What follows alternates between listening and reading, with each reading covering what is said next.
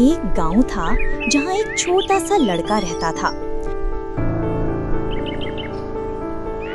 उसका काम रोजाना पहाड़ी पर जाकर गांव वालों की भेड़ों की रखवाली करना था। शुरू के दिनों में वो दिल से अपना काम करता, लेकिन कुछ दिन बाद उसे बोरियत होने लगी। ना कोई बात करने वाला, ना खेलने वाला, सिर्फ खामोशी और भेड़ें। एक दिन उसने सोचा, क्यों ना कुछ मजा किया जाए, गांव वालों को थोड़ा डराया जाए। उसने जोर से चिल्लाना शुरू किया, बचाओ बचाओ, भेड़िया आ गया, भेड़िया आ गया।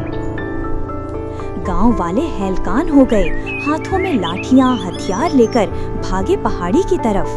लेकिन जब वहां पहुंचे तो देखा सब कुछ ठीक है, कोई भेड़िया नहीं।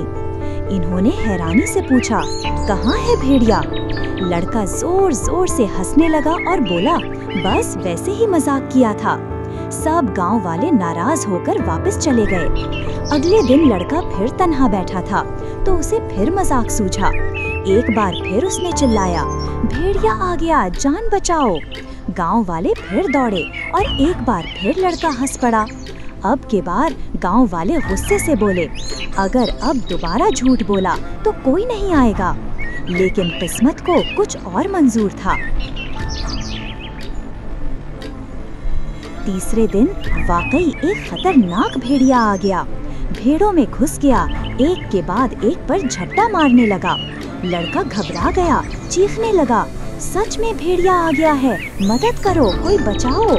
मगर गांव में किसी ने उसकी बात पर यकीन न किया। सब समझे ये फिर मजाक कर रहा है। नतीजा ये हुआ कि भेड़िया कई भेड़ें खा गया और लड़का बेबसी से सब कुछ देखता रह गया।